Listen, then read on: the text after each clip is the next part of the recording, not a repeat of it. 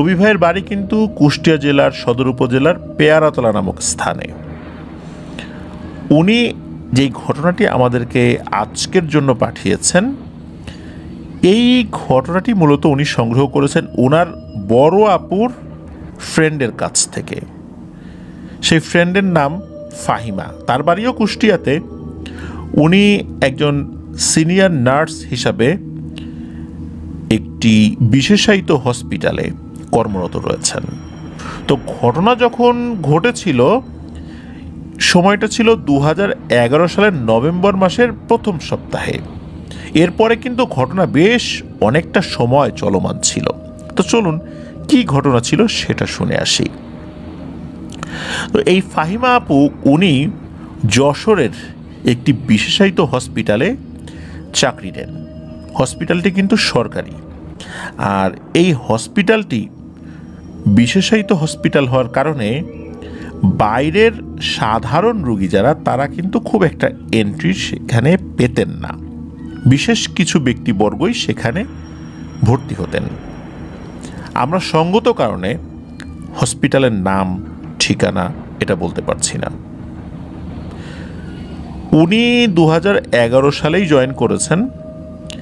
Join করার পর মোটামুটি মাসখানেক পার হয়েছে, সব কিছু ঠিকঠাকই ছিল। তখন নভেম্বর মাসের প্রথম সপ্তাহ, তো শীত পড়ছে ভাব।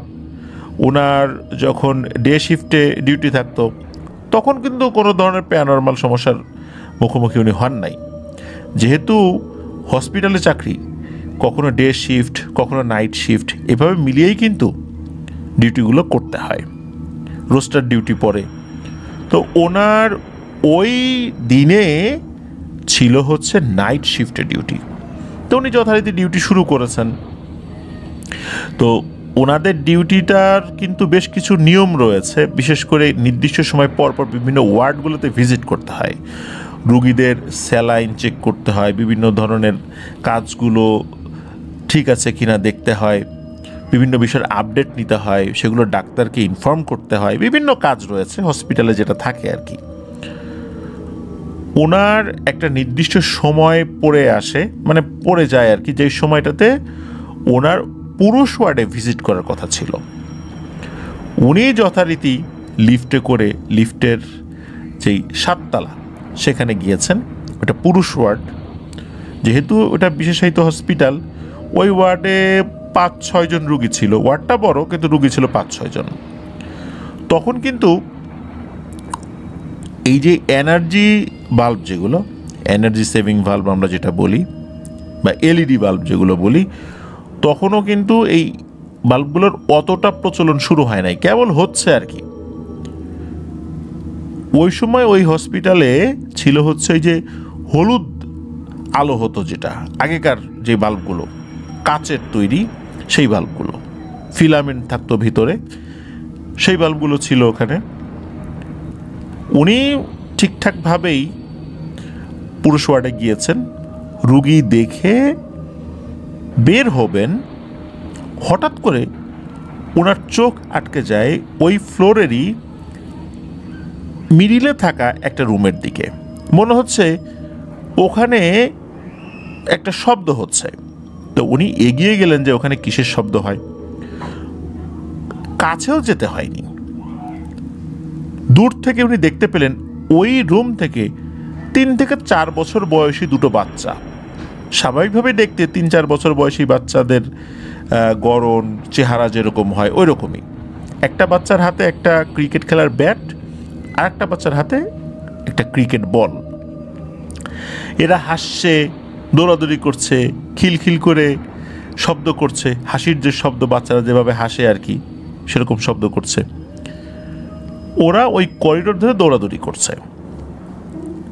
ওই করিডোরে কিন্তু দূরে দূরে ওই হলুদ বাল্বগুলো লাগানো ছিল, আর এনার্জি সেভিং বাল্বের আলোগুলো, বা বিশেষ করে এলইডি বাল্বের আলো যেভাবে চারদিকে ছড়িয়ে পড়ে, ওই হলুদ বাল্বের আলো কিন্তু অতটা ছড়াতো না। এই জন্য নির্দিষ্ট দূরে দূরে যদি বাল্ব লাগানো না হতো, তখন দেখা যেত যে ওই অংশটা অন্ধকার রয়ে গেছে। আর দেখা যেত যে ওই বাল্বগুলো খুব দ্রুত কেটে যায়। ভোল্টেজের আপ ডাউন যদি সামান্য হয় ওই বাল্বগুলো কেটে যায়।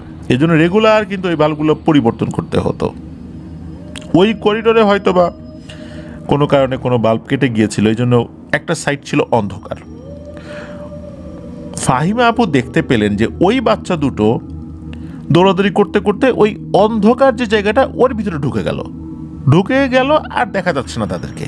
উনি চিন্তা করলেন এই বাচ্চা দুটো কার, অন্য কোনো ওয়ার্ড থেকে এখানে চলে আসছে নাকি, হতেই পারে।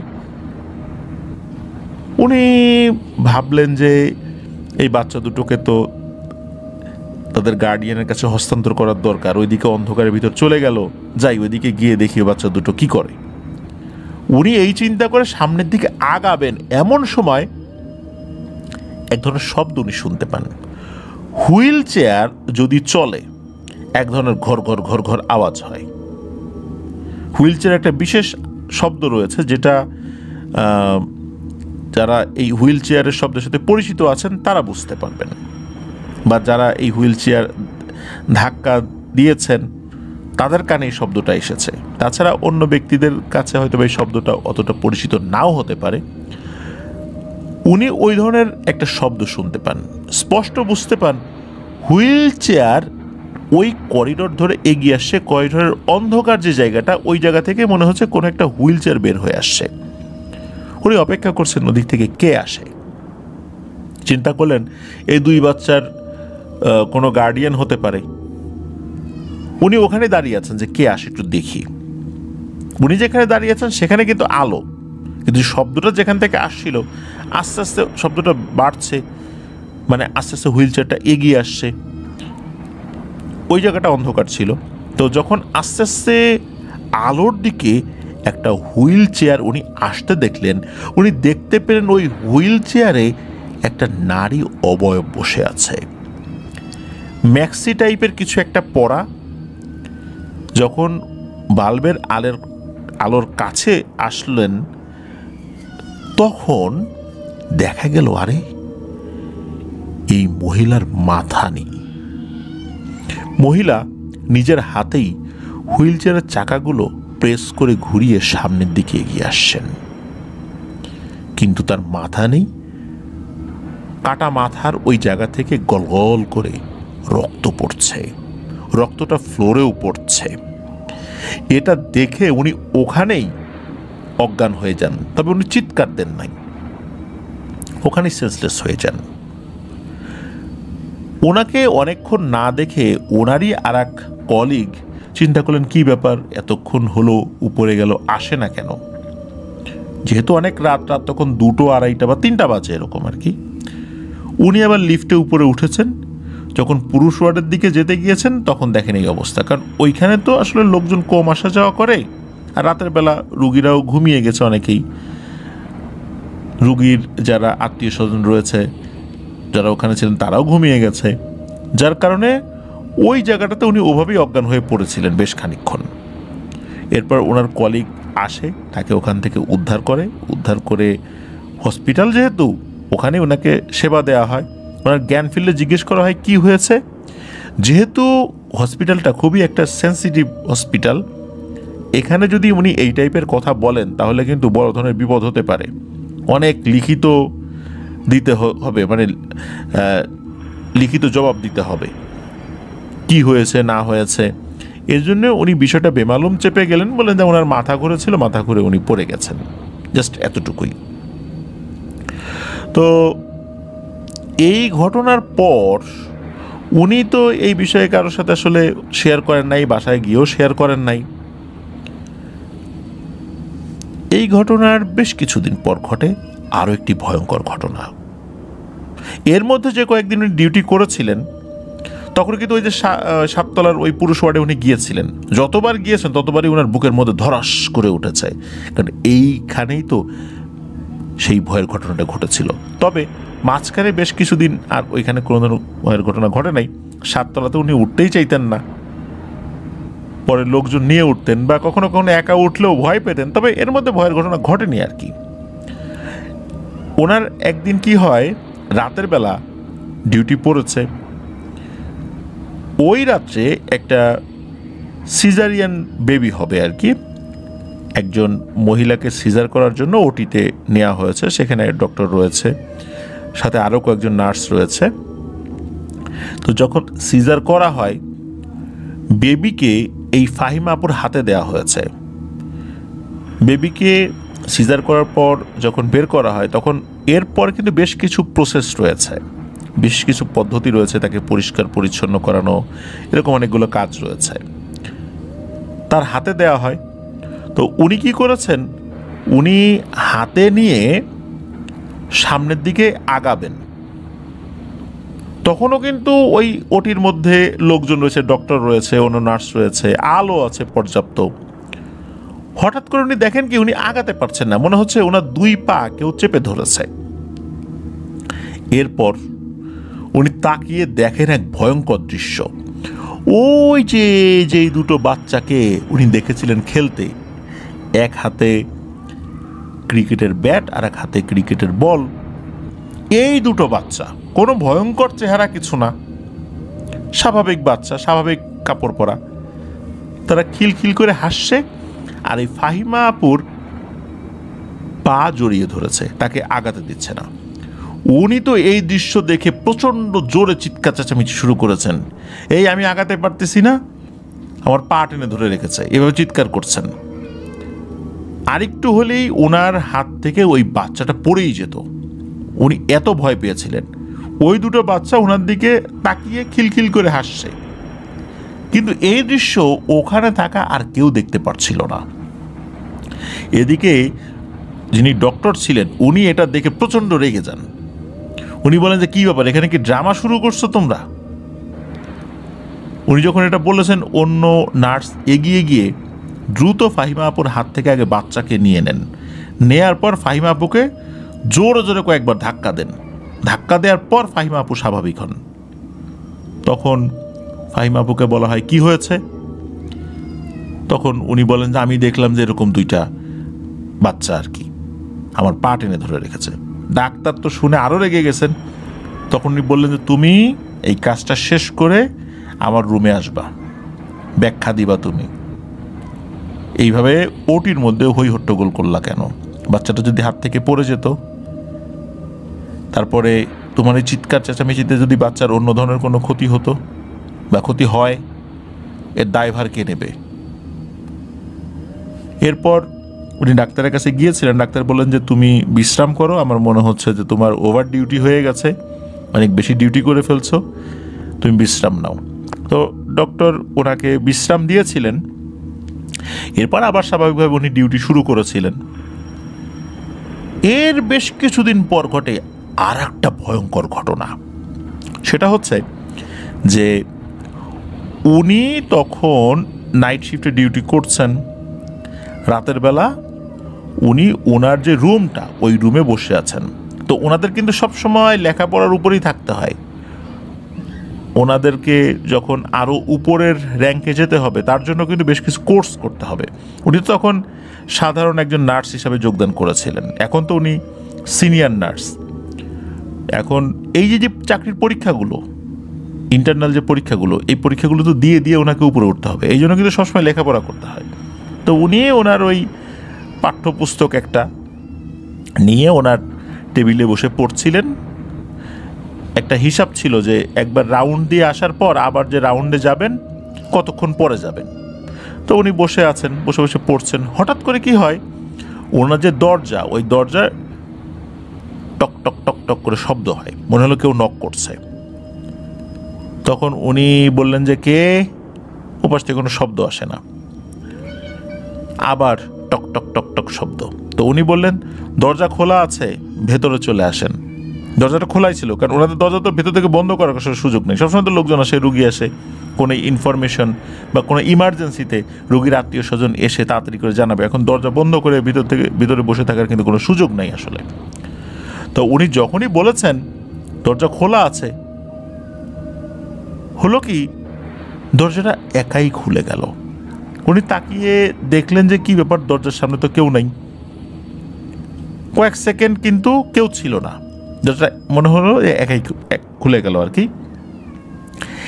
এরপরে দেখা গেল এক ভয়ঙ্কর দৃশ্য। সেই হুইল চেয়ারটা ক্যাচ ক্যাচ ক্যাচ ক্যাচ শব্দ করতে করতে তার রুমের মধ্যে ঢুকে গেল। আর হুইল চেয়ারে বসে আছে এক নারী অবয়ব, তবে মাথাবিহীন না, তার মাথা ছিল। একটা বয়স্ক মহিলা, বয়স 55-60 হবে এরকম। তার গলার কাছে সেলাই দেয়া, বোঝা যাচ্ছে তার গলাটা একসময় কেটে গিয়েছিল। ওখানে রক্তগুলো শুকিয়ে কালো হয়ে গিয়েছে। আর ওই মহিলার দুই পাশে দাঁড়িয়ে আছে দুটো বাচ্চা, এক হাতে ক্রিকেটের ব্যাট একজনের, আর এক হাতে ক্রিকেটের বল। বাচ্চা দুটো খিলখিল করে হাসছে। আর ওই মহিলা বলে ওঠে, ম্যাডাম, বি নেগেটিভ রক্ত হবে। যখনই এটা বলেছেন, এই ফাহিমা আপু প্রচন্ড জোরে দিয়েছেন এক চিৎকার। উনি সেন্সলেস হন নাই, কিন্তু প্রচন্ড জোরে চিৎকার দিয়েছেন। তো ওনার চিৎকারে অদূরে থাকা আর একজন নার্স চলে আসছে। উনি তো চিৎকার দিয়ে চোখ বন্ধ করে ফেলেছিলেন। তো নার্স চলে এসে বলছে, কি হয়েছে ফাহিমা? তখন উনি বললেন, না না, কিছু হয় নাই, কিছু হয় নাই। এইবার কিন্তু ওই নার্স তাকে খুব ভালো করেই চেপে ধরে যে, না, তোমাকে বলতেই হবে, হয়েছেটা কি? তুমি এর আগেও কিন্তু মনে হচ্ছে যে সমস্যা ফেস করেছো, ঘটনা কি আমাকে খুলে বলো। তখন উনি শর্ত দেন যে তুমি এটা কাউকে বলবা না। উনি বলেন যে ঠিক আছে, কাউকে বলবো না। এরপর শুরু থেকে শেষ পর্যন্ত সব ঘটনা ওই নার্সকে খুলে বলেন। তো নার্স এটা শোনার পর যে খুব বিচলিত হবে, সেও ভয় পাবে, মনে হলো এরকম কিছু হলো না। নার্স বিষয়টাকে স্বাভাবিকভাবে নিলেন। নার্স তাকে বললেন যে, শোনো, ঘটনা বেশ অনেক বছর আগে এইখানে একজন ভদ্র মহিলা ভর্তি হয়েছিলেন। ওনার স্বামী পারিবারিক কলহের জেরে একটা ছুরি দিয়ে তার গলার উপরে খুব গভীর করেই একটা টান দিয়েছিল। তার মাথা কেটে না পড়ে গেলেও সেখান থেকে ব্যাপক ব্লিডিং হয়। পরবর্তীতে তাকে আর বাঁচানো যায় নাই। শোনা যায় যে তাকে মূলত অপারেশনটা করা হয়েছিল বা বাঁচানোর চেষ্টা করা হয়েছিল ওই 7 তলার পুরুষ ওয়ার্ডের ওখানে। মূলত ওখানে এখন যে সার্ভিস রুমটা রয়েছে, এই সার্ভিস রুমটা পূর্বে ছিল একটা ওটি। ওখানে একটা কেমিক্যাল রিয়াকশন হওয়ার কারণে ওই ওটিটা বন্ধ হয়ে যায়, পরে সার্ভিস রুম চালু করা হয়। ওই সার্ভিস রুমটাও রাতের বেলা ব্যবহৃত হয় না, দিনের বেলাতে টুকটাক ব্যবহৃত হয়। বলতে হবে এক ধরনের পরিত্যক্তই। মাঝে মাঝেই ওই মহিলাকে ওখানে দেখা গিয়েছে। আর 2 বাচ্চার কথা বলছো, ওই 2 বাচ্চাকেও দেখা গিয়েছে। তবে ওই 2 বাচ্চা যে আসলে কিভাবে এখানে আসলো, কিভাবে আসে, বা এর রহস্য কি, এটা কেউ বলতে পারে না। তুমি ভালো কোনো হুজুরকে দেখাও, ঝাড়ফুঁক করাও। এই বিষয়টা কিন্তু হসপিটালের সিনিয়র কাউকে জানতে দিও না। তো যাই হোক, এই ফাহিম আপু বুঝে গেলেন যে এই টাইপের টুকটাক ঘটনার সাথে ওনারাও পরিচিত। আর ওই সিনিয়র নার্স এটাও বলে দিয়েছিলেন যে তুমি এই বিষয়টাকে ওইভাবে পাত্তা দিও না, পাত্তা দিলে কিন্তু বিপদ, কারণ হসপিটালে এরকম অনেক ঘটনাই ঘটে, তাহলে কিন্তু চাকরি বাকরি করতে পারবে না। কারণ অনেক ধরনের অপমৃত্যু হয়, অনেক ঘটনা ঘটে, অনেক ধরনের রুগী আসে। তাই এই জিনিসগুলোকে অ্যাভয়েড করে যাওয়াটাই হবে বুদ্ধিমানের কাজ। তো ফাহিমা আপুর এক মামা ছিলেন সম্পর্কে আত্মীয়। তো ফাহিমা আপু যখন তার মায়ের সাথে এই বিষয়গুলো শেয়ার করেছিলেন, সেই মামার কাছ থেকে প্রথম দিকে ঝাড়ফুঁক নিলেও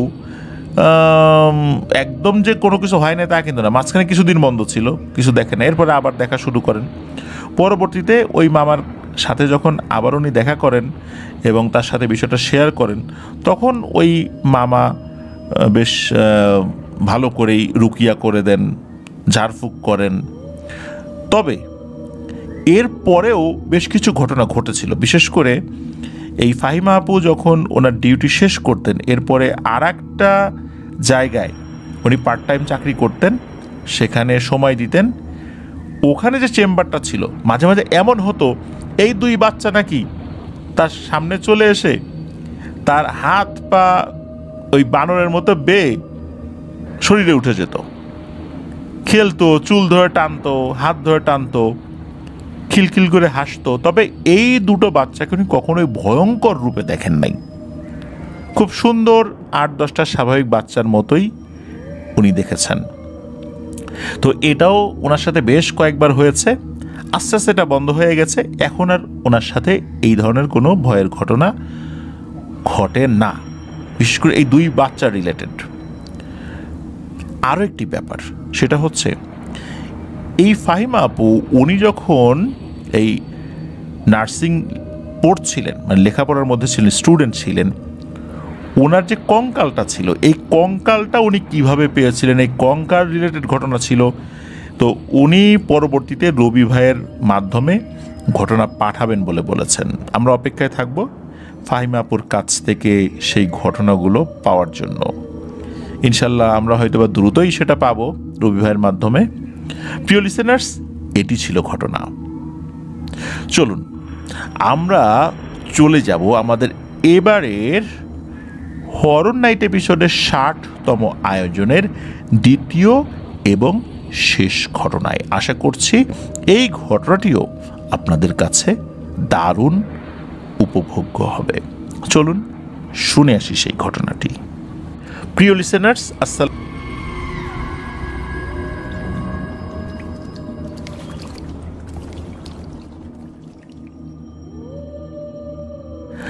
আবারও স্বাগতম জানাচ্ছি প্রিয় লিসেনার্স আমাদের হরর নাইট এপিসোডের 60তম আয়োজনের দ্বিতীয় এবং শেষ ঘটনায়। এখন যেই ঘটনাটি আপনাদের সাথে শেয়ার করতে যাচ্ছি, এই ঘটনাটি আমাদেরকে যিনি পাঠিয়েছেন তার নাম আব্দুল্লাহ মোহাম্মদ ইসহাক। উনি বর্তমানে আমেরিকার নিউ ইয়র্ক সিটিতে রয়েছেন। ওনার বাড়ি নারায়ণগঞ্জ জেলার চাষাড়া উপজেলায়। আর ঘটনাটি ঘটেছিল ওনার বন্ধু এবং ওনার সাবেক কলিগ আলভি ভাইয়ের সাথে, যার বাড়ি নারায়ণগঞ্জের ফতুল্লা থানার পুলিশ লাইন এলাকায়। বাংলাদেশে থাকাকালীন ওনারা একই অফিসে দীর্ঘদিন কাজ করেছেন, বিভিন্ন সময় আড্ডা দিতেন। ওই আড্ডার মধ্যেই একটা সময় এই ঘটনাটি উঠে আসে।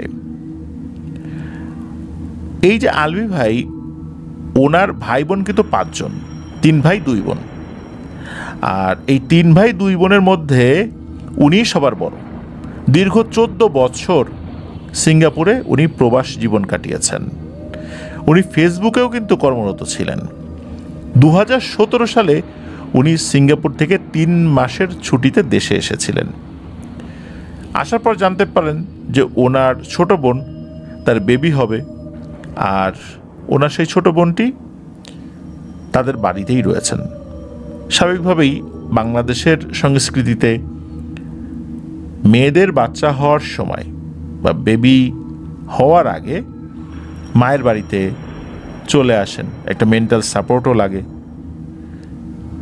যত্নত্বও লাগে। ওই সময় নিজের মায়ের কাছে বা নিজের আত্মীয় স্বজনদের কাছে যারা দীর্ঘদিন ধরে তাদেরকে দেখাশোনা করেছেন, তাকে দেখাশোনা করেছেন, ওই পরিবেশটাতে মেয়েরা মানসিকভাবে অনেকটা শান্তি পায়। এই জন্যই মূলত বাংলাদেশে এই প্রচলনটা রয়েছে, হয়তো বা বিশ্বের অনেক জায়গায় সেটা রয়েছে। তো যাই হোক, যখন উনি দেখলেন যে ওনার বোন ওই বাড়িতে রয়েছেন, উনি তো অনেক কিছু নিয়ে আসছিলেন, বিভিন্ন গিফট নিয়ে আসছিলেন, আত্মীয় স্বজনদের মধ্যে সেই গিফটগুলো বিতরণ করেন। তো এভাবে একটা নির্দিষ্ট সময়, খুব কাছাকাছি সময় আর কি, ওই 3 মাসের মধ্যেই, উনি যেই 3 মাস ছুটি নিয়ে আসছিলেন এর মধ্যেই ওনার বোনের একটা বেবি হয়। যেহেতু এই আলভি ভাই বাড়ির বড় ছেলে আর ভাগিনা হয়েছে বড় মামা, ওনার একটা দায়িত্ব রয়েছে। মূলত বেবিটা হয়েছিল নর্মাল ডেলিভারি হসপিটালে। হসপিটালটি ওই সময় 300 শয্যার ছিল, বর্তমানে নাকি সেটা 500 শয্যায় উন্নীত করা হয়েছে। সঙ্গত কারণে নামটি বলতে নিষেধ করেছেন, যদিও বা নামটি আমাদেরকে জানিয়েছেন, আমরা নামটি বললাম না। তো যাই হোক, যেদিন বেবি হয়েছে দিনের বেলাতে হয়েছে, তখনও তো হসপিটালই রয়েছেন, বিশেষ করে আলভি ভাইয়ের মা রয়েছেন, আলভি ভাইয়ের বোন রয়েছেন, বোনের বেবি রয়েছে। রাত 2টো কি 2:30 হবে। তো উনি মহিলা ওয়ার্ডে গিয়েছেন। তাই এত রাত্রে হোক আর দিনের বেলাতেই হোক, মহিলা ওয়ার্ডে বিশেষ করে প্রসূতি বিভাগ, সেখানে তো আসলে পুরুষ মানুষ অ্যালাউড না।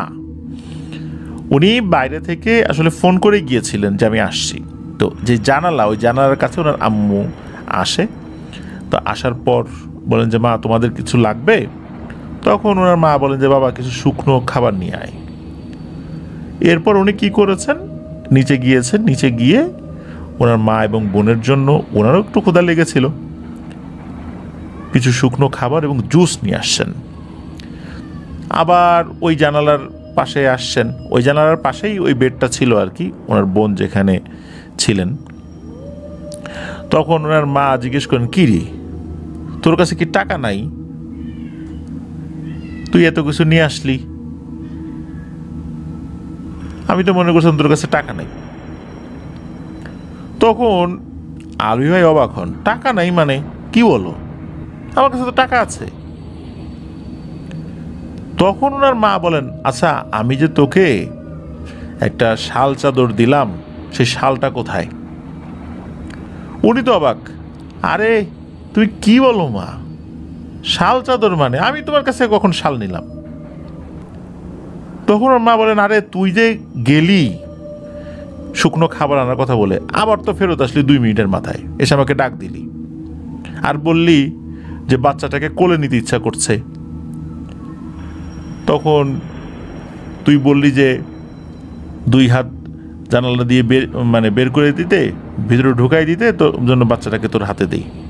কিন্তু রাতের বেলা আমি তোকে বাচ্চা কোলে দিলাম না, যেহেতু তুই বাইরে থেকে আসছিস, জীবাণু লাগতে পারে। পরে তুই আমার সাথে খুব রাগ দেখাইলি এবং বললি 50টা টাকা দাও, আমিও দিলাম।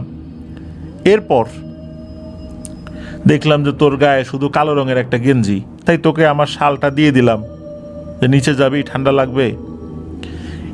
এই সমস্ত কথা শোনার পর এই আলভি ভাই বলেন যে মা তোমার মাথায় কি কোনো সমস্যা হয়েছে নাকি? আমি তোমার কাছ থেকে কেন এই শাল চাদর নিব? আমি তো সাদা গেঞ্জি পরছি, আর এই দেখো এই গেঞ্জিটা অনেক মোটা, একটা হুডিও আছে, আমি হুডি পরে আছি, আমার তো শীত লাগার কথা না। এইটা বলার পর একটা দিকে ওনার নজর যায়, মনে হচ্ছে কোনো এক অজানা আকর্ষণে ওই দিকটাই নজর গিয়েছে। এই আলভি ভাই যেই জায়গাটা দাঁড়িয়েছিলেন, ওই জায়গার ডান পাশে হসপিটাল বর্জ্য ফেলার জায়গা রয়েছে। অনেকে নাকি বলেন যে ওই জায়গায় নাকি অনেক পুরনো এক কবর ছিল, সেখানে অনেকেই অতি প্রাকৃত কিছু অনুভব করেছে। কোনো এক অজানা রহস্যে উনি ওই দিকটাতে যখন কিছুটা এগিয়ে গেছেন, একদম কাছাকাছি ছিলেন আর কি, এই 2 কদম আগানোর পরে নিচে দেখা যায়, তখন দেখতে পান এক ভয়ঙ্কর দৃশ্য। আলভি ভাই দেখতে পান এই আলভি ভাইয়ের চেহারারই একজন লোক, একটা অবয়ব নিচে দাঁড়িয়ে আছে, কালো একটা গেঞ্জি পরা, আর আলভি ভাইয়ের দিকে তাকে বিশ্রী এবং ভয়ানকভাবে হাসি দিয়ে বলছে, আলভি কিরে শাল ফেরত নিবি না? এই বলে হি হি হা হা করে অট্ট হাসি হেসে চলছে। এইটা দেখার পর উনি ওখানে দাঁড়িয়েই ওনার মাকে চিৎকার দিয়ে বলছেন যে মা মা আমায় ধরো, এই বলে উনি ওখানে অজ্ঞান হয়ে গেছেন। আর ওনার মা তো ওই সাইড থেকে আরেকটু পাশে যেখানে কেবিন ছিল ওইটার ভিতরে ছিলেন, উনিও জানলার কাছাকাছি ছিলেন, উনি দ্রুত বের হয়ে আসছেন। মূলত আলভি ভাই তো অজ্ঞান হয়ে গেছেন। ওনার যখন জ্ঞান ফেরত আসছে, পরে দেখেন যে উনি ওই হসপিটালেই আছেন। তো ওই দিনটা গিয়েছে, তারপর ওনার জ্ঞান ফেরত আসছে আর কি। তো উনি তো ওরকম অসুস্থ হন নাই। আর যেহেতু ওনার বোনের নর্মাল ডেলিভারি হয়েছিল আর বাচ্চাটাও সুস্থ স্বাভাবিক ছিল আলহামদুলিল্লাহ, ওই দিন বাচ্চা এবং মাকে রিলিজ দিয়ে দেওয়া হয়। আলভি ভাই মনে করেছিলেন ঘটনা মনে হয় এখানেই শেষ, কিন্তু না, ঘটনা শুরু মাত্র। কিছুদিন পর থেকেই গভীর রাত্রে ওনাদের বাড়ি জুড়ে হাঁটা চলার শব্দ, ধূপধাপ আওয়াজ হচ্ছে, মনে হচ্ছে কেউ দৌড়াচ্ছে, হাঁটছে, তারপর ছাদের উপর হাঁটছে। এরপর ছাদের উপরে এই পাটার উপর মশলা বাটতে যেরকম ঘর ঘর আওয়াজ হয় না, ওই রকম আওয়াজ অনেকক্ষণ ধরে চলে, আবার থেমে যায়। আবার হঠাৎ দরজায় টক টক টক টক করে টোকার শব্দ পাওয়া যায়। দরজা খুললে কাউকে দেখা যায় না, বা ছাদে গেলেও কিন্তু ওই মশলা বাটার শব্দ এটাও আর পাওয়া যায় না। বাড়ির চতুর্দিকে কে হাঁটছে, দৌড়াচ্ছে, এটাও কিন্তু আর বোঝা যায় না। এছাড়াও বাড়িতে আরো বেশ কিছু ঘটনা দেখা যাচ্ছিল। যেমন ওনার মা কাজ করছেন, দেখলেন যে মেঝের উপরে পানি ফেলে রাখা, অথচ ওখানে পানি পড়ে যাওয়ার কথা নয়। খাবারগুলো নাকি খুবই দ্রুত নষ্ট হয়ে যেত। আবার বাড়িতে যে ইলেকট্রিসিটি ছিল, বিভিন্ন ইলেকট্রিক্যাল ডিভাইসগুলো ছিল, ইলেকট্রনিক ডিভাইস যেগুলো ছিল, সেগুলো খুব দ্রুত নষ্ট হয়ে যেত। শুধু তাই না, সবার বাড়িতে বিদ্যুৎ থাকলেও ওনাদের বাড়ির ফেজ রেগুলার কেটে যেত।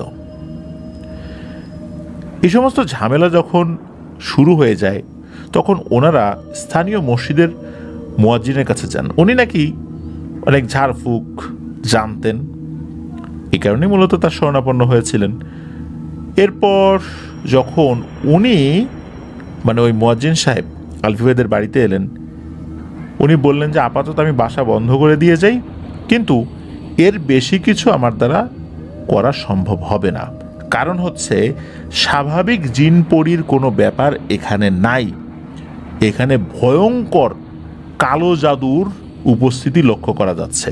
কালো জাদু করলে যেই ধরনের আবহ সৃষ্টি হয়, যে ধরনের ফিলিং হয়, মুয়াজ্জিন সাহেবের কাছে নাকি ওই ধরনের ফিলিং হচ্ছে যে এইটা আসলে তার দ্বারা হবে না। তখন মুয়াজ্জিন সাহেব বলে যে তোমরা দ্রুত ভালো কোনো রাকি বা কবিরাজের সাথে যোগাযোগ করো, আমি আপাতত বন্ধ করে দিয়ে গেলাম। তো মুয়াজ্জিন সাহেবের মুখে কথা শোনার পর ওনারা তো খুব ভালো মানের কোনো একজন রাকি বা কবিরাজের সন্ধানে পাগল হয়ে হন্যে হয়ে ছুটছেন। এক রাত্রে এই আলভি ভাইয়ের যে বোনের বেবি হয়েছে, ওনার ওয়াশরুমে যাওয়ার দরকার হয়। তো উনি যেই রুমে ছিলেন ওই রুমের সাথে অ্যাটাচড ওয়াশরুম ছিল না, ঘরের বাইরেও ওয়াশরুম ছিল না, কিন্তু ঘরের ভেতরেই কিন্তু সেটা কমন ওয়াশরুম ছিল। আর ওই ওয়াশরুমটা ছিল আলভি ভাইয়ের রুমের পাশে, উনি যেই রুমে ছিলেন আর কি। তো উনি বুঝতে পারেন যে ওনার বোন বের হয়েছেন, ওয়াশরুমে গেলেন। আলভি ভাইয়ের কিন্তু এই মোবাইলে গেমস খেলার বেশ একটা বদ অভ্যাস ছিল বলে জানিয়েছেন। উনি গেমস খেলছিলেন, যখন ওনার বোন বের হয়ে ওয়াশরুমে যাওয়ার জন্য বের হয়েছেন আর কি, বা ওয়াশরুমে ঢুকেছেন, তখন উনি ওনার মোবাইলের স্ক্রিনে কয়টা বাজে এটা দেখেছেন। এরপর প্রায় আধা ঘন্টা পার হয়ে যায়, ওনার বোন যে ওয়াশরুম থেকে বের হবে এরকম কোনো সারা শব্দ উনি পান নাই। ওনার আবার ওয়াশরুমে যাওয়ার দরকার হয়। উনি যখন বাইরে বের হয়েছেন, মনে হচ্ছে যে ওনার ওই ওয়াশরুমের মধ্যে ওনার বোন আছে, কারণ আলো জ্বালানো। উনি চিন্তা করলেন কি ব্যাপার, আপা কি এখনো বের হয় নাই? এত ক্ষতকার ওয়াশরুমে থাকার কথা না, নাকি অন্য কেউ ঢুকেছে? উনি ওই চিন্তা করে ওয়াশরুমের দরজায় ঠক ঠক ঠক ঠক শব্দ করেছেন, নক করেছেন যে ভিতরে কেউ আছে কিনা, নাকি আপা লাইট জ্বালিয়েই বের হয়ে চলে আসছেন, দরজাটা আরো ক্লোজ করে টেনে দিয়ে, হতে পারে এই জন্য মূলত নক করেছেন। সারা শব্দ পাওয়া যায় না। উনি বুঝতে পারলেন যে দরজাটা ভেতর থেকেই লক করা। তখন চিন্তা করলেন যে ওনার বোন যে ঢুকেছে, সম্ভবত তিনি বের হন নাই। এই জন্যই উনি ওনার বোনের নাম ধরে ডাকতে থাকেন। ওনার বোনের নাম হচ্ছে আয়শা। উনি ডাকতেন, আয়শা, ও আয়শা, কিরে তুই আসিস, এরকম করে বলছেন, কিন্তু কোনো সারা শব্দ নাই। অনেকক্ষণ ধরে ডাকাডাকি করছে। অ্যাটলিস্ট মানুষ তো একটা কাশি দেবে, তাহলে তো বোঝা যায় যে সে আছে ভিতরে, কিন্তু না, কোনো সারা শব্দ নাই। এদিকে উনি তো চিৎকার চেঁচামেচি শুরু করেছেন। ওয়াশরুমে গিয়ে তো অনেকের মাথা ঘুরে পড়ে যায়, যেহেতু ওনার সদ্য বেবি হয়েছে, শরীর দুর্বল। মানুষ তো ওয়াশরুমে গিয়ে মাথা ঘুরে পড়ে যেতেই পারে। তখন এই আলভি ভাই চিল্লাচিল্লি শুরু করেছেন। এই চিৎকার চেঁচামেচিতে পরিবারের অন্য সদস্যরা উঠে আসছে। একটা পর্যায়ে দরজা ভাঙতে ওনারা বাধ্য হন। দরজা ভেঙে দেখা যায় ওনার বোন ওয়াশরুমের মেঝেতে পড়ে আছে, মাথা ফেটে রক্তে পুরো ওয়াশরুমের মেঝে লাল টকটকে হয়ে আছে। তাড়াতাড়ি করে ওনাকে ওয়াশরুম থেকে বের করা হয়। তৎক্ষণাৎ হসপিটালে নিয়ে যাওয়া হয় এবং মাথার পেছনের দিকে 4টা সেলাই লেগেছিল। যদিও বা হসপিটালে ওনাকে ভর্তি রাখা হয় নাই, বেবি ছিল যেহেতু বাসায়, আর হসপিটালে ভর্তি রাখার মতো অসুস্থ উনি হন নাই। নিয়ে আসা হয় বাসায়। একটু সুস্থ যখন উনি হয়েছেন বা একটু সুস্থতা বোধ করেছেন, এরপর জিজ্ঞেস করেন সবাই যে কি হয়েছে। তখন এই আলভির বোন আয়শা আপা বলেন যে যখন উনি ওয়াশরুমে ঢুকেছেন, ওয়াশরুম থেকে ফ্রেশ হয়ে হাত মুখ ধুয়ে বাইরে বের হবেন, হঠাৎ করে পেছন সাইড থেকে মনে হলো তো ভারী একটা নিঃশ্বাস ওনার ঘাড়ের উপরে ফেললো, এবং এত জোরে নিঃশ্বাস, ওনাদের চুল ছিল লম্বা চুল, সেই চুলগুলো সামনের দিকে কিছুটা উড়ে এসেছে। এত জোরে একটা নিঃশ্বাস, গরম একটা নিঃশ্বাস। আর তারপরই নাকি ওনার কাঁধে কেউ হাত রেখেছে, একটা শক্ত হাত। উনি ভয়ে ভয়ে ভয়ে ভয়ে যখন পেছন দিকে তাকিয়েছেন, তাকিয়েই দেখেন যে পিছনে আলভি ভাই দাঁড়িয়ে আছে। আর আলভি ভাইয়ের মুখটা মনে হচ্ছে কেউ ভারী কিছু দিয়ে থেতলে দিয়েছে, পুরো মুখে রক্ত, এরকম একটা অবস্থা। আর তখনই নাকি এই আলভি ভাইয়ের অবয়বটা খপ করে এই আয়শা আপার হাত চেপে ধরে, হাতের কবজির ওই জায়গাটা চাপ দিয়ে ধরে। মনে হচ্ছিল ওখানের যে হাড় ওটা এখনই গুঁড়ো গুঁড়ো হয়ে যাবে, এত জোরে ধরেছে। আর যেই হাত দিয়ে ধরেছে মনে হচ্ছে ওই হাতটা বরফের থেকেও ঠান্ডা, মারাত্মক ঠান্ডা। এরপরই উনি সেন্সলেস হয়ে পড়ে যান। আসলে উনি চিৎকারও দিতে পারেন নাই, এটা দেখেই উনি অজ্ঞান হয়ে যান। আর তারপরে তো আলভি ভাই বের হয়েছেন, ডাকাডাকি করেছেন, দরজা ভেঙে বের করা হয়েছে। ওই যখন পড়ে গিয়েছেন আর কি আয়শা আপা ওয়াশরুমের ভেতরে, তখন ওয়াশরুমের কিছু কিছু জায়গা থাকে না, একটু উঁচু, একটু কোনা থাকে, ওরকম একটা জায়গায় মাথায় আঘাত লেগেছিল, যার কারণে মাথা ফেটে একদম রক্তারক্তি অবস্থা। তো ওই সময়ের মতো তো এই ঘটনা শেষ হলো। এরপরে চলে যায় বেশ কয়েকটা দিন। একদিন বিকেলে এই আলভি ভাই শুয়ে আছেন, হঠাৎ করে রান্নাঘর থেকে আলভি ভাইয়ের মা চিৎকার করে উঠছেন যে এই আমার রুমে চলে আস, আমার রুমে চলে আস, বা ওরকম ডাকাডাকি করছেন যে এখানে চলে আস, এরকম কিছু একটা বলছেন আর কি। উনি যখন গিয়েছেন তখন ওনার মা তো কান্নাকাটি শুরু করছে। তখন উনি বলছেন যে মা কি হয়েছে। তখন ওনার মা বলতে শুরু করে যে বাবারে, আমি তো রান্নাঘরে কিছু একটা শব্দ পেয়ে গেছি। ওখানে যাওয়ার পর দেখি যে দাঁড়িয়ে দাঁড়িয়ে কেউ একজন কিছু একটা খাচ্ছে। আমি ডাক দিলাম, প্রথম দিকে পিছন দিকে ঘুরে তাকায় না, মনে হলো তুই।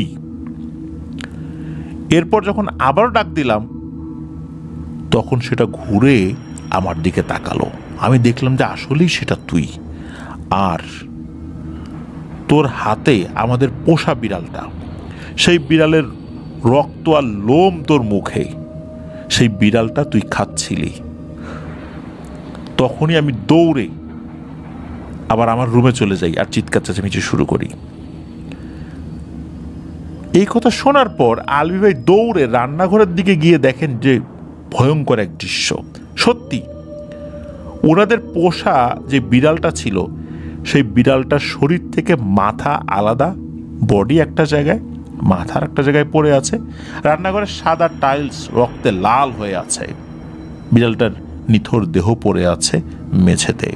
মনে হচ্ছে কোনো জঙ্গলি জানোয়ার ওর গলাতে কামড় দিয়ে ধর থেকে মাথাটি আলাদা করে দিয়েছে।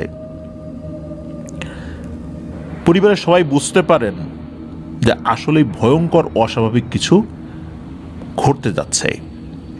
ঘটা যেহেতু শুরু হয়েছে, আরও সামনে ঘটতে যাচ্ছে। ওনাদের পাশের এলাকার মসজিদের এক ইমাম সাহেব থেকে এক কবিরাজের সন্ধান নেন। সেখানে যান। কবিরাজের কাছে যাওয়ার পরপরই কবিরাজ দূর থেকে এই আলভি ভাইকে দেখেই বলে, বাবা তুমি ভিতরে এসো না, তুমি তোমার বাড়িতে যাও, আমি কথা দিয়েছি 3 দিন পর তোমাদের বাড়িতে আমি নিজেই যাবো, যাও যাও ভিতরে আসো না, আর আমি কিছু তেল পড়া পানি পড়া দিয়ে দিচ্ছি, তোমার পরিবারের অন্য সদস্যদের কাছে আমি দিয়ে দিচ্ছি, তুমি বাবা খবরদার আমার ঘরের ভিতরে আসো না। ওনার সাথে অন্য যারা গিয়েছেন তাদের কাছে এই জিনিসটা দিয়ে দেয়া হয়। তো কবিরাজ বলে দিয়েছিলেন ঘরে ছিটিয়ে দিতে। আর এই যে ভাগিনা, সদ্য জন্ম নেওয়া যে ভাগিনা, নবজাতক শিশু, তার শরীরে ওই তেলটা যেন মালিশ করে দেওয়া হয়, আর বাড়ির চতুর্দিকে বা বিভিন্ন জায়গায় ওই পানিটা ছিটিয়ে দিতে। তো সেই রকম অনুযায়ী সব কিছু করা হয়। 3 দিন পর সেই কবিরাজ ওনাদের বাসায় উপস্থিত হয়। অবাক করা বিষয় হচ্ছে যে ওনাদের বাড়ির ঠিকানা কিন্তু কবিরাজ ওনাদের কাছে জিজ্ঞেস করেন নাই, চলে আসছে কবিরাজ এমনিতেই চিনে চিনে, কবিরাজি বিদ্যা প্রয়োগ করে আর কি। কবিরাজ এসে ওনাদেরকে জানায় যে এই আলভি ভাইয়ের পরিবারের খুবই নিকট একজন আত্মীয় এই পরিবারের উপর কালো জাদু করা হয়েছে, মানে কালো জাদু করেছে আর কি। এক পিশাচ জিনের মাধ্যমেই মূলত এই ঝামেলাগুলো হচ্ছে। এরপর কবিরাজ এই আলভি ভাইকে নিয়ে আসন শুরু করেন, মূলত ওনার উপরই এই কাজটা করা হয়েছে।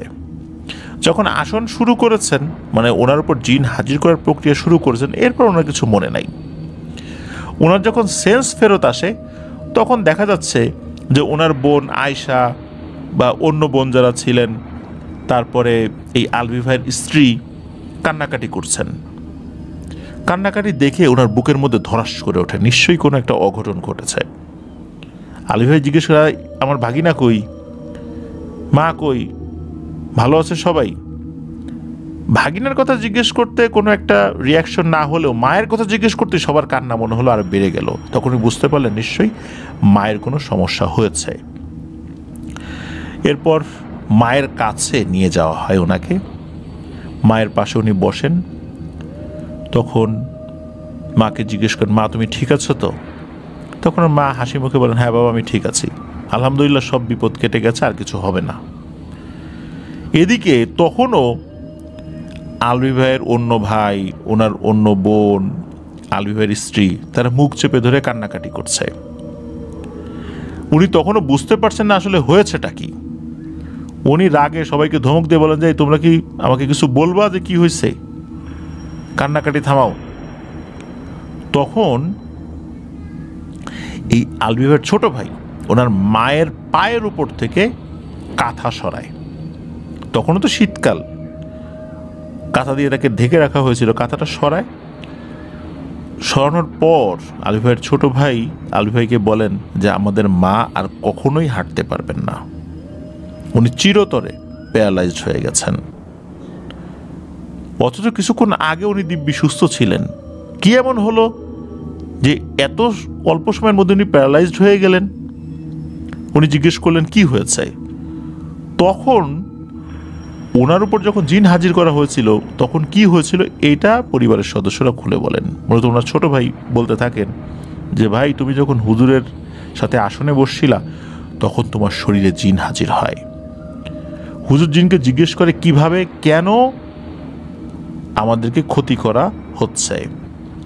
তখন ওই জিন বলে এক তান্ত্রিক এই পরিবারের উপর মূলত তাকে চালান করেছে, আর এক নবজাতক বাচ্চাকে বলি দিয়ে নাকি এই চুক্তিতে ওই পিশাচকে পাঠানো হয়েছে। এরপর কবিরাজ সে তার মতো করে যখন রিচুয়াল শুরু করেছে, সেই জিন কষ্টে যন্ত্রণায় বলে ওঠে ঠিক আছে আমি ওদের ছেড়ে চলে যাব, ওদের উপর থেকে কালো জাদু কিভাবে কাটবে সেটাও বলে দিব, তবে আমি এভাবে যেতে পারি না, কারণ নবজাতককে বলি দিয়ে একটা চুক্তিতে আমাকে আবদ্ধ করা হয়েছে, আমি যদি চলেও যাই আরেকজন এখানে আসবে সেই চুক্তি পূরণ করার জন্য। সুতরাং এই চুক্তি থেকে আমাদেরকে মুক্তি দিতে হবে, তবেই শুধু এই সমস্যার সমাধান সম্ভব।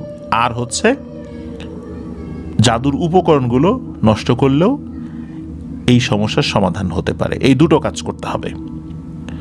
আর রক্তের বদলে রক্ত চাই। তখন কবিরাজ বলে আচ্ছা বল তোর কি লাগবে, মুরগি, গরু, ছাগল কি লাগবে বল। তখন ওই জিনটি বলে জিনটি বলে ওঠে, আমার আর একটা নবজাতক লাগবে, এই বাড়িতে আর একটা নবজাতক আছে না, তাকে আমার লাগবে। এ কথা বলার সাথে সাথে নাকি এই আলভিভের মা বলে ওঠে, না না, ওকে কিছু করো না, যা কিছু করতে হয় আমাকে করো, আমি আমার নিজের জীবন দিয়ে দেব, তাও এই পরিবারের কাউকে কোনো ক্ষতি করো না। তখন নাকি ওই পিশাচ জিনটি বলে ওঠে, আমি তোর উদারতা দেখে অবাক হয়ে গেছি, তুই তোর নিজের জীবন দিয়ে দিতে চাস? আচ্ছা যা, তোকে আমি জানে মারবো না, তোর 2টা অঙ্গ আমি নিয়ে যাব। তোর উদারতায় আমার মনটাও নরম হয়েছে। কবিরাজ কিছু বলার আগেই, মানে ওই জিনকে কিছু বলে অন্য কোনো হয়তোবা উপায় বাতলাবেন, এর মধ্যেই নাকি এই আলভিভের মা রাজি হয়ে যায় যে ঠিক আছে, তুমি যা ইচ্ছা তাই করো, কিন্তু আমার সন্তানদের কোনো ক্ষতি করো না। যেহেতু উনি সাথে সাথে সেই চুক্তিতে সম্মতি দিয়ে ফেলেছেন, এর মাঝখানে আর কোনো কথা বলার সুযোগ নাই। কবিরাজ হতাশ হয়ে যায়, বলে ওঠে, আপনি এটা কি করলেন? আপনি ওকে কথা দিয়ে ফেললেন, এখন আমার আর কিছুই করার নাই, আপনি কেন ওকে কথা দিতে গেলেন? যেহেতু কথা দিয়ে ফেলছেন, এখন পরবর্তী কাজ কি হবে জিনের মুখ থেকে শুনি। তখন জিন বলে দেয় যে এই কালো জাদু যেটা করা হয়েছে, এটা কে করেছে, এটা কাটানোর পদ্ধতি কি, কোথায় রাখা হয়েছে সেটাও বলে দেয়। আর যাবার সময় সে বলে যায় যে আমি এই মহিলার 2টো পা অকেজ করে দিয়ে যাব। ওর চোখ নষ্ট করতে পারতাম, করলাম না, অন্য কোনো অঙ্গ নষ্ট করতে পারতাম, করলাম না, অন্তত এই ভালো মহিলাটা বেঁচে থাক। এ কথা বলার পর নাকি আলভিভার শরীর ছেড়ে চলে যায়। এরপরে সেই জিনের কথা অনুযায়ী সেই জাদুর উপকরণগুলো নষ্ট করে ফেলা হয়েছিল। আলভিভাইয়ের মা কিন্তু এরপর থেকে প্যারালাইজড। আর আলভিভাইও এরপরে উনি আর সিঙ্গাপুরে যান নাই, উনি বাংলাদেশের একটি বিখ্যাত মাল্টিন্যাশনাল কোম্পানিতে HRD অফিসার হিসাবে কর্মরত রয়েছেন। এটি ছিল ঘটনা।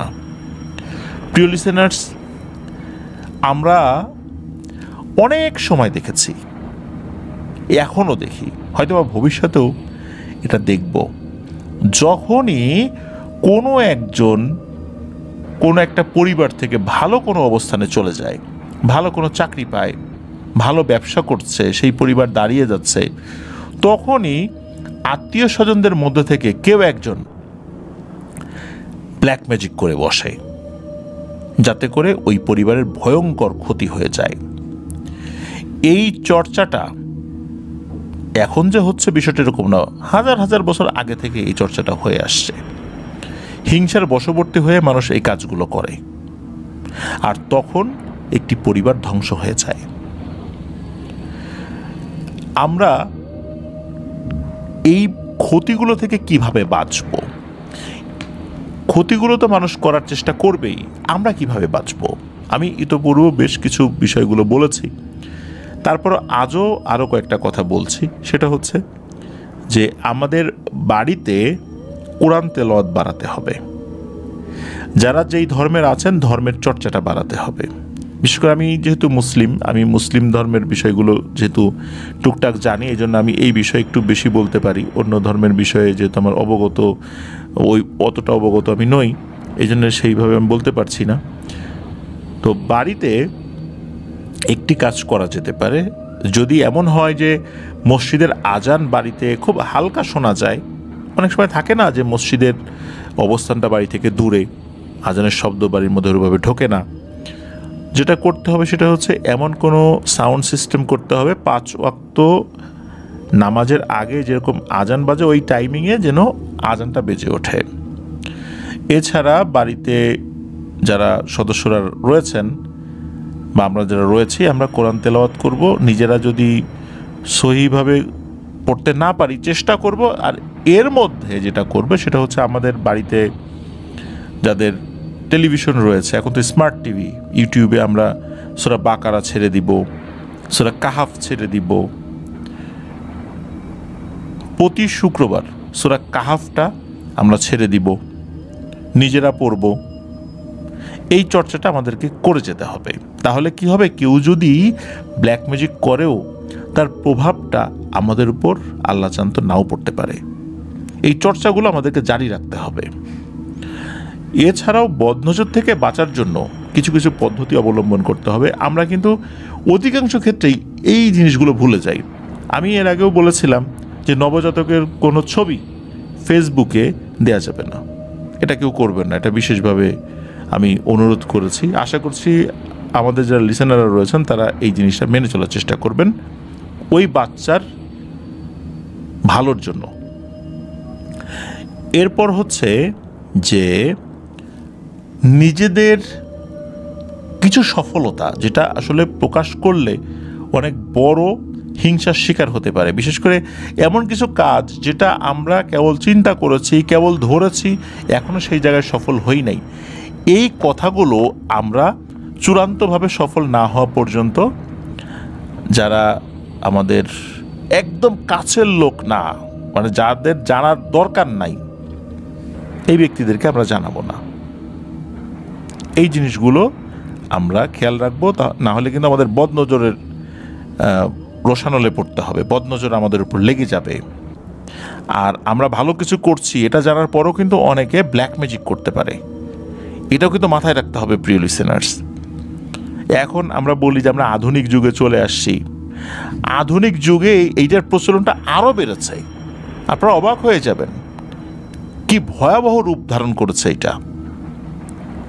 আমরা যদিও বা প্যারানরমাল কোনো সমস্যার সমাধান দেই না, কিন্তু আমাদের কাছে এত পরিমাণ ইমেইল আসে কোনো হুজুরের বা কোনো রাকির সন্ধান দেওয়ার জন্য। আমরা তো এই বিষয়ে কোনো সহযোগিতা করি না, এটা আমরা বিভিন্ন সময় বলেছি। তো অবাক হয়ে যাই যে কত ইমেল যে আমরা পাই। প্রিয় লিসেনার্স, আমরা নিজেরা যদি আল্লাহর সান্নিধ্যে থাকার চেষ্টা করি, আল্লাহর রহমতের ছায়ায় থাকার চেষ্টা করি, তাহলেই আমরা এগুলো থেকে বেঁচে থাকতে পারবো। তা না হলে আমরা কয়জনের বদনজর থেকে নিজেদেরকে বাঁচাতে পারবো, আল্লাহ যদি আমাদেরকে রহমত না করেন। এছাড়া আরও একটা ব্যাপার প্রিয় লিসেনার্স, খেয়াল রাখবেন, আমরা যখন আমাদের কাপড় শুকাই, এই কাপড় শুকানোর ক্ষেত্রে 3টা লেয়ার মেনটেন করতে হবে। ফার্স্ট টাইম পুরুষদের কাপড়টা বাড়ির বারান্দায় যদি আমরা নেড়ে দেই, আগে থাকবে পুরুষদের কাপড়, তারপরে থাকবে শিশুদের কাপড় মাঝখানে, অথবা শিশুদের কাপড় একদম শেষে, মাঝখানে বাড়ির নারী সদস্যদের কাপড়। প্রথমে পুরুষের কাপড় রেখে বাকিগুলো আপনারা পছন্দ মতো চেঞ্জ করতে পারবেন। তবে খেয়াল রাখতে হবে কোনোভাবেই যেন নারী অথবা শিশুদের কাপড় এটা রাতের বেলা বা সন্ধ্যার পর বাইরে না থাকে, এটা অবশ্যই আমরা খেয়াল রাখবো। এই জিনিসটা আমরা খুব সহজে মেনে চলতে